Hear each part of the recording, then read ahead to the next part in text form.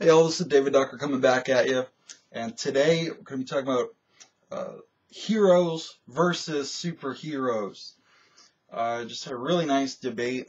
Somebody on the Role Players Anonymous forum, which you should check out. In fact, just go on Facebook, Role Players Anonymous, submit requests. It will be approved very quickly, I'm sure. Great debate on there, very respectful, very insightful, very informative.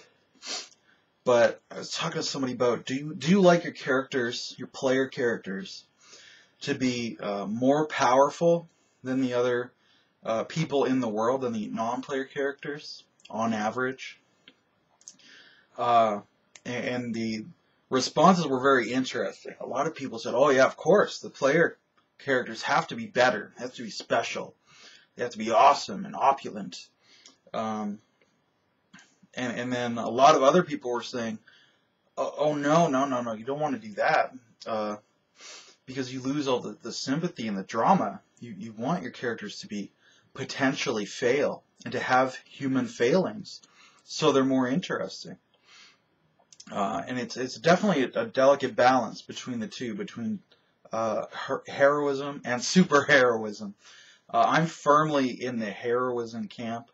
I'm not a big fan of super heroes in terms of the four color, I'm better than you, and I'm the Mary Sue, so that's the way the story's going to go. I'm just going to come in, beat you down, and stand around, stand around looking tall and proud, and everyone will applaud me.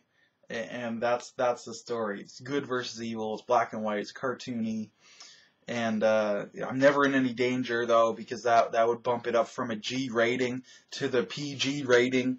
And of course, if you're playing superhero style like that, it's gonna be G rating all over the place. I love superheroes as a genre, but I like them gritty. I like to explore the characters. Yeah, they might be physically unbelievably powerful, but they still have human failings, and they still disagree on what is good and evil. That's a great superhero story. And that, but that's its own thing. That's the exception that might prove the rule, or the exception that might break the rule, which is just a regular exception, in fact. But back to the point. Let's talk about, I think, by defining the difference between super heroics and just regular heroics, by defining that, it really says a lot by itself. So I've just defined superheroism. I'm better than you, so I'm right. And what is right wins and is good, and what is bad loses, and what loses must be bad. So it's black and white. It's color-coded for your convenience in two exciting colors, black and white. No shades of gray, though. So that to me, that's superheroism. There's no danger. There's much less drama. There's still some drama. Is the bad guy going to win? And maybe he will. And that can certainly happen. And that doesn't necessarily mean that the story is less super heroic, but that's another exception, a rare exception in terms of volume. They stand out in your mind. When the bad guy won, you remember it because it never happens. So now let's look at heroism. How can we define heroism? So I'm going to go back Viking style and look at how the Vikings defined heroism. Because if you look at Norse mythology or Greek or even Egyptian mythology, there wasn't that superheroism. Even their gods could get killed by other gods. They could get put down. Tyr had his hand bitten off. Odin had his eye put out. Zeus castrated his father, who was a god himself. So that god got castrated. Prometheus was chained to a rock and had vultures eating his liver. He's tortured horribly for centuries. These are not black and white, I'm better than you and I'm invincible kind of stories. These are stories about two people who might be better than a lot of other people, but they can do some serious damage to each other. And that's what heroism is all about, is standing up to someone when you know you might lose, or when you know you're probably going to lose. That's really heroic. And that's what the Norse culture believed in. They believed that gods were doomed to be destroyed, and the whole world was going to be destroyed in Ragnarok.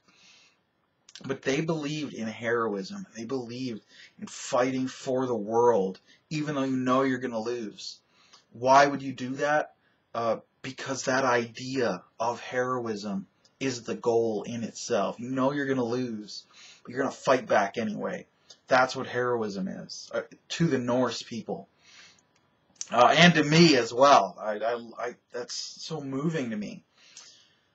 So that's the difference to me between heroism and superheroism. I mean, it's danger. And without danger, you can't really be noble in spirit. You can't really be a hero.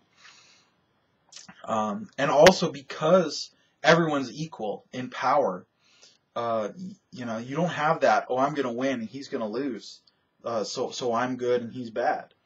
You don't have that. You're like, oh, we're both equal now. So, we both might win, we both might lose. Am I good or is he good?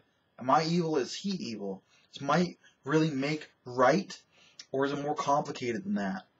Because you want to find that complicated story, the one that makes you think. It makes you think about your world, whether it's your government, or whether it's your religion, your politics, your family politics, your social politics. That's what RPGs are. It's just art. And good art makes you think about the real world and learn about it. So that's kind of my philosophical diatribe against heroism versus superheroism. Why I prefer regular heroism with regular heroes. They're not any better than anybody else. So they could win or they could lose. But finding their story and their motivation and knowing that they're going to stand up for what they believe in. That's what, to me, is interesting about a story. So I think I'm going to end it right there. Why don't you, though, have a rebuttal in the comments section? If you disagree with me, if you're like, oh, well, I just like beer and pretzels game, and I just like club some works. Oh, clubbering some works. Oh, bionic elbow. And then brush my hands off and stand around looking super heroic, or whatever you're going to do. Tell me why that's better in the comments below. Tell me why you enjoy it more. Make a believer out of me. Make me believe that heroism is dead and that might makes right. I encourage you to play the devil's advocate. But I hope the video is at least somewhat educational for you. I'm going to sign out now. I look forward to your comments, though. I'd love to know what you think. If you've seen super heroism in games, if you've seen regular heroism in games, if you've seen, where you realize the antagonist is more heroic than you are, or if you've seen that 3 of the player characters are regular heroes, and then the 3rd character is a superhero.